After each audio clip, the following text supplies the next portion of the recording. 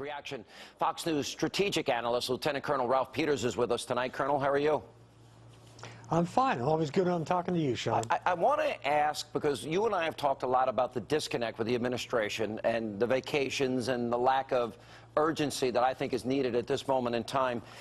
John Kerry said the real face of Islam is a peaceful religion, and then simultaneously said Scripture commands the U.S. to protect Muslim countries against global warming.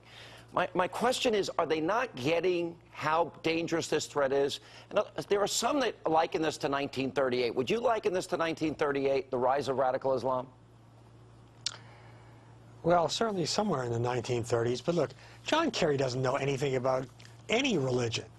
He's a member of this poxy elite that doesn't take religion seriously. He's trying to convince me he's read the Quran, which I have, by the way. I doubt he's read the Bible all the way through. And one of the fundamental problems we have is these people, these insiders who went to the right prep schools and the Ivy League universities, and they've been social insiders all their lives, are governing elite of both parties to a degree. They don't understand the power of faith. I mean, even if Islamic State, the terrorists were broke, which they were originally, they would have this passion. And what has been driving them, what has let them roll over the Iraqi army that didn't have any passion, didn't have any beliefs, is this power, this force, this transformative fury of faith inflamed. They believe they are on a mission from their God to subjugate the world, to kill unbelievers who will not convert, and, oh, by the way, have a lot of fun just killing people for fun along the way. I mean, our leaders don't understand bloodlust in young men. They don't understand the power of faith. They don't understand how brutal most of the world is. And that's why we have a vacuum of leadership. So, all right, let's say that the estimate, we have, what, 1.6 billion Muslims in the world. Let's say that that number is right. We always hear about radical Islamists, be it Islamic Jihad, Hezbollah, Hamas, Boko Haram, the Muslim Brotherhood, ISIS, ISIL, Al-Qaeda. They all have, Sunni, Shia, they have one common denominator. They want to wipe Israel off the map, kill Jews, and they want this caliphate, all these radical Islamist groups. Then you seem to have... And they want to attack the United States. And attack the United States. Then you've got moderate Muslims, far too many of which their voices are silent, either out of fear or maybe some agree silently with those radicals. And then you have a few brave people that will speak out about the hijacking of their religion. Why are so many moderate Muslims that we hear about so unwilling to take on the hijacking of their religion? Well, I think they come in a lot of different flavors. I think some are afraid. Certainly if you live in Iraq or Syria, you're afraid. If you're in the United States, I think a lot of successful Muslims in the United States just don't want any part of any of this. They're embarrassed. They just want to get on with their lives and be good Americans. I tell folks, look at the profiles of the terrorists we're exporting to the Middle East. These aren't, this isn't the pediatrician from your local clinic who was educated in Pakistan. These tend to be jailbird converts, you know, white guys who decide they're going to do it for Allah. So, you know, it's critical not to tar all Muslims with this radical brush, but at the same time, our president and all the president's men and women need to recognize that in Middle Eastern Islam, there is a profound sickness that stems from the collapse of this civilization, from basically civilizational incompetence. They're not competitive in any sphere. What has the Middle East imported to the rest of the world in the last century? Oil and terror. They manufacture nothing. Even the quality of the Iranian carpets has collapsed. And they're shamed, they're embarrassed, they're angry, and they blame us for their sins. Then let's look at the role of the United States, and especially this president. There was an article in Breitbart today by Ben Shapiro. 5 times Obama spoke loudly and carried a tiny stick. And he mentions Ukraine, he mentions Syria, Iran, Libya, and China. 5 examples. Now we have the president saying we have no strategy yet to deal with ISIS. Then out comes Joe Biden saying we're going to chase them to the gates of hell.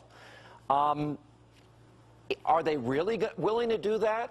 Is the president, if he's going to get an international coalition and says it's manageable, does that sound like somebody that's willing to chase these people beheading Americans involved in a desire for a caliphate to the gates of hell?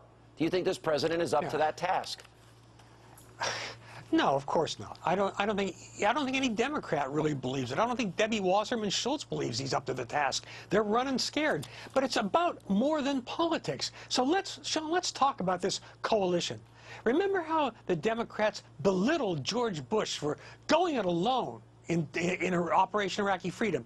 He had 48 nations behind him, 40 of which contributed military contingents. His father did a brilliant job of building a remarkable coalition for Desert Storm.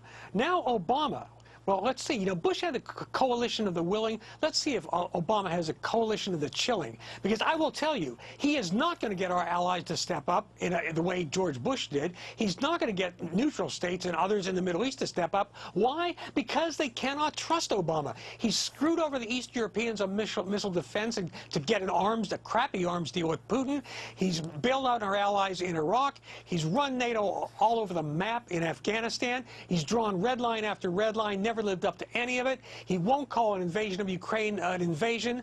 He won't call a war a war. He won't call Islamist terrorist. This president is a terrified little man in a great big job he can't do. Then let me ask you, we had Phil Robertson on this program. He used the term convert them or kill them. Got a lot of anger in the liberal media.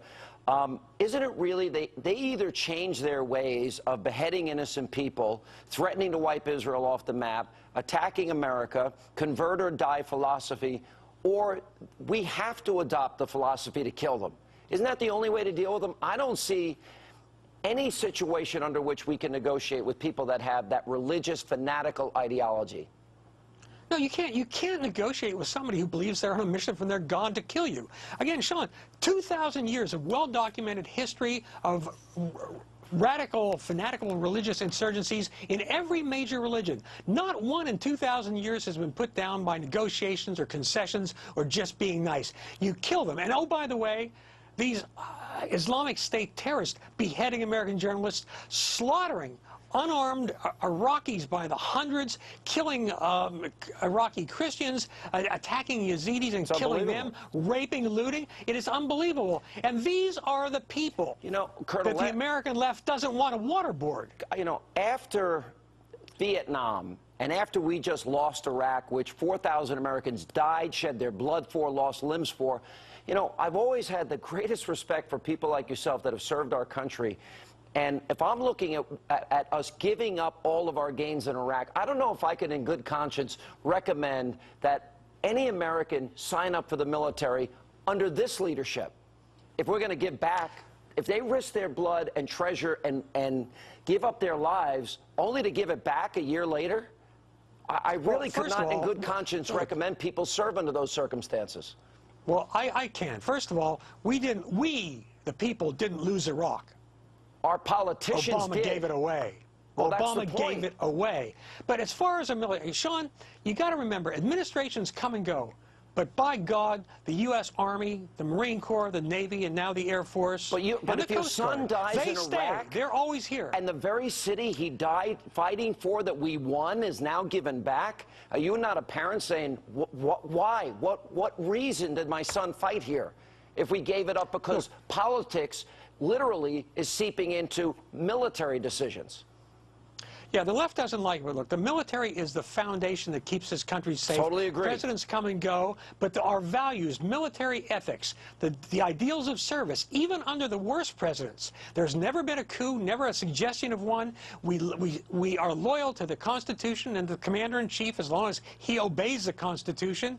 And I do. You know what I'm saying here, right? You understand. I do. But I'm saying, you know, the military is the one institution we must preserve at all costs because they will see us through the terrible times. We have allowed these people in Washington to politicize it, and guys that gave their lives for these cities deserve better than what they have gotten here. Of course they do. But the U.S. Army will outlast this president. All right, Colonel, thank you so much.